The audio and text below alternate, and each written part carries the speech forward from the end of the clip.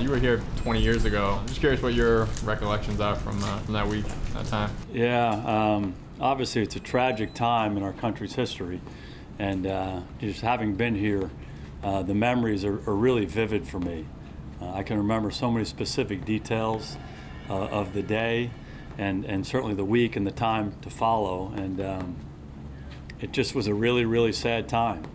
And one of the great takeaways, I actually was talking to Kerry Collins about this the other night. It was just amazing how this area and our country, in many ways our world, came together after 9/11. I can remember we were living in the city at the time, and I can remember, we're going to go donate blood. And literally they said, we've had so many people want to donate blood, we do not need any more blood. And to us, that was always like this amazing thing, how everybody rallied around the cause after such a tragedy. It was such a sad, emotional time.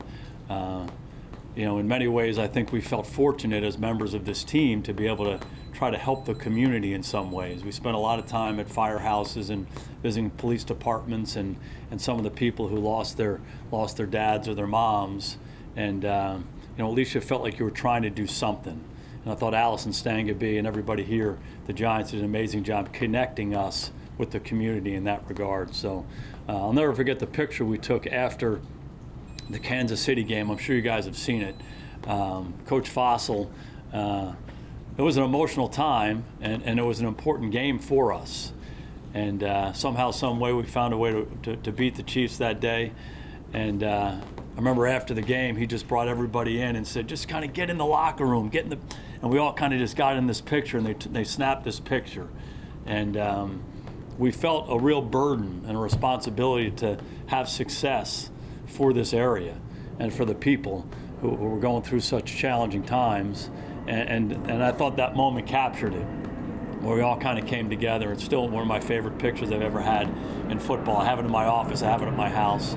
So many distinct memories of that time, 20 years later. I mean, they're vivid. They're vivid, and you can still feel them. Obviously, a very tragic time in our country's history. Does you just mentioned Coach Fossil. Does this have you, even 20 years later, have you thinking about him more now? And yeah, I just thought he did an amazing job. We had a chance to go to the dinner after the golf tournament they had for him last week, and there were a lot of policemen there, firemen there, guys who were around at 9/11 who we stayed in touch with.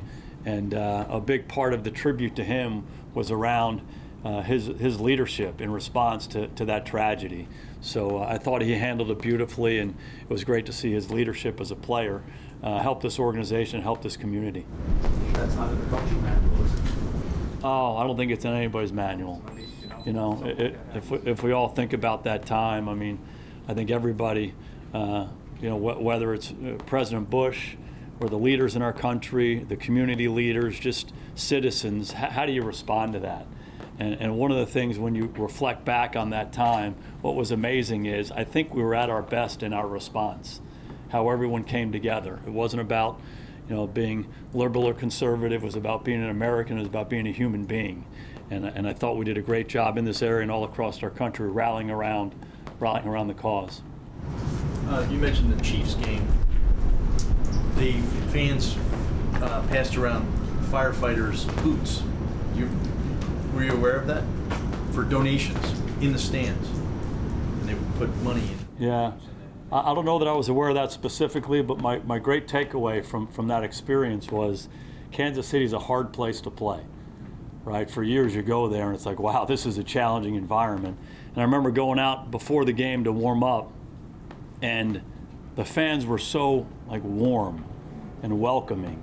And again, it was such an emotional time. I can remember them playing a lot of Bob Dylan before the game, and and it just seemed like a surreal experience. But the great takeaway was this fan base in Kansas City that was always so behind their team was certainly behind the Chiefs, but that you also felt their support for our team and for people in our area, and that was a great takeaway. I think if you reflect back on just the national anthem, I mean, I can remember just guys were just crying. It was just such an emotional thing, and then you had to kind of get your energy right, take a deep breath, and go play a football game. And personally for me, I held in that game for the first time. And I can remember the pressure of that, needing a field goal late in the game, and Morton Anderson was our kicker, and just making sure, hey, catch it and get it down. I mean, this is damn important. And, good thing it all worked out. And, I thought our organization, our team did a great job responding to that time. Guess I'll ask a football question. How has Andrew Thomas developed in terms of like responding after maybe he gives up a sack or whatever? Like how is he in terms of bouncing back? I think Andrew's done a really good job in his progression as a player. Obviously, it's a really challenging position to play in the NFL, left tackle, and you go against the best rushers every week. And if you reflect back on the early part of the season last year with no preseason games and kind of a crazy training camp, he's going against the Bud Duprees and the T.J. Watts and Khalil Mack and Robert Quinn and all those guys early on. I was like, wow, what is this? But I thought he settled in. Mid-year, he started to settle in, and I thought he regained his confidence and started playing better and better. And he's continued to do that here in training camp and through the preseason. And you said it, it's the most important part of any position in football, particularly that one. Those guys are really good. They're going to have success. How do you respond to the adversity that you have? You got to come back, and I think he's doing that better and better. The concern level? We've seen you really since the start of training camp spend time with Daniel, having your friendly competitions. I guess I put friendly in quotes, in terms of how you guys are going back and forth. How have those moments that you've gotten to spend with Daniel away from, the grind of the X's and O's improved your relationship with him? How much more have you learned about him from doing that kind of stuff? I think you're always trying to do that when you're a coach. You're trying to build relationships with your players, and certainly you build them in the meeting rooms, but outside the meeting rooms with all your guys, you're trying to develop those relationships, because what I would argue is that's what allows you to coach them hard and coach them to a high standard. Them knowing that you care about them and you want what's good for them individually and what's good for us as a team. So I think Daniel understands that from me. We've had a really good relationship right from the start. We do like spending extra time having our competitions afterwards. Accuracy competitions and ballistics throwing competitions and just how you can perform at nut cutting time competitions. So it's something we've done with quarterbacks for a long time, and I'm on a little bit of a streak here the last few days, so we'll see how it goes today. I'm sure Giants fans are going to be happy with hearing that you're beating him out there in some of these things. Okay. He could destroy me. What have you learned about Devontae Booker, and how ready is he to play a role on Sunday? Yeah, Devontae's done a really good job for us. We liked him a lot in the free agency process. I really liked him coming out of school, and I think he's demonstrated that he can be a complete back in the NFL when he's given opportunities. I think he's picked up our system well.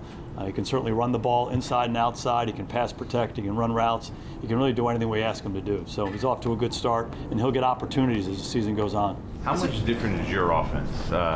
What you call, what you do when you have Saquon in the lineup compared to maybe when you did. I think we have a lot of confidence in the guys we have, and we have a lot of confidence in Book. Obviously, Saquon's a special player, and he'll certainly get his opportunities. He too can really do anything we'd ask him to do.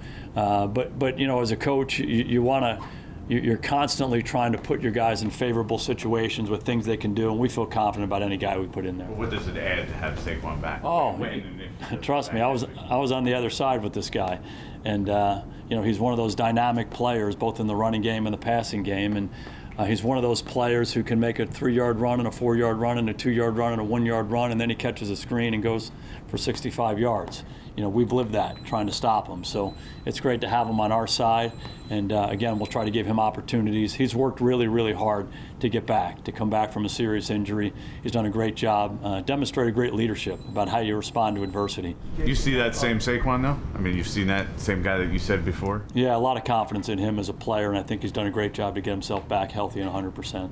Patrick Graham was saying earlier that because it's a second year here, he has a lot more scheme that he can put out there to his players. This is your second year here. Do you say the same thing? Because it's the second year with a lot of these guys, there's a lot more scheme you have right now? Yeah, I think there's a comfort level that guys have who have been here that you can do a lot of the stuff that we've done, but also build on it. And I think that's just a natural progression anytime you're putting a system of football in. Jason, as a quarterback and a coach, You've seen the Broncos revamp the secondary. Are you preparing for the players they've brought in, the system they use, or what? Yeah, I think it's always a combination of that. They have a system they believe in. Vic Fangio has been a great defensive coordinator in the National Football League for a long time. He and Ed Donatel work really well together. They have a system that they used in a lot of different places. So I think it starts with that, but then, the most important stuff is who's implementing that system. And they've done a really good job building that defense. They're really good on the front. They're really good at the linebacker level. They're really good on the back end. So we have challenges all over the place on Sunday. With Kadarius, do you have specific plays that are just designated for him because he's kind of got a unique skill set? There's certainly things you want him to be able to do, and Kadarius missed a lot of time in training camp, so you want to be specific and purposeful, with what you ask him to do. But that's really the same for any of the guys that we have. We'll take two more. We saw you work a lot in the summer on the red zone. How different are you going to be this year, do you think, with the different personality and the personnel and the people that you've added in that area? Again, I think you always just go back to this is what we have. We feel really good about the players we have all across our offense, and you're trying to utilize them to the best of their abilities. So you want to put them in situations where they can have success. We feel good about the variety of things that each of those guys can do. It's not like, hey, he can't do that, he can't do that. The biggest thing is time on task, getting to a point where you can take the work that we do out here and be able to execute on Sunday. So we're always trying to evaluate that as coaches and make the right decisions.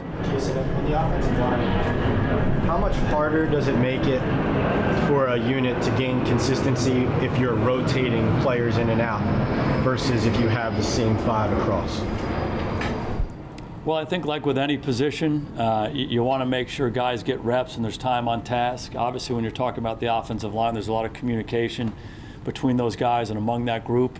So I think you have to be mindful of that. But at the same time, guys have to be versatile. And, it's something where, guys need to play the interior spots. Tackles need to be able to flip side to side. You want them in their spots, but versatility is a big part of that unit. Over the course of the year, they're going to have to play different spots. So ideally, you want those guys locked in, but again, flexibility and versatility is a big part of that position. And then more like last game, the way you guys did last year, like one drive, to the next drive you switch the left guard and the right tackle. Is it difficult in game for those guys to maintain? Well, again, you just have to handle that situation if it comes up, and obviously there's reasons to do that. You want to give guys opportunities to play and grow. So we'll see. We'll take that situation, how we play those guys, really a day and a week at a time.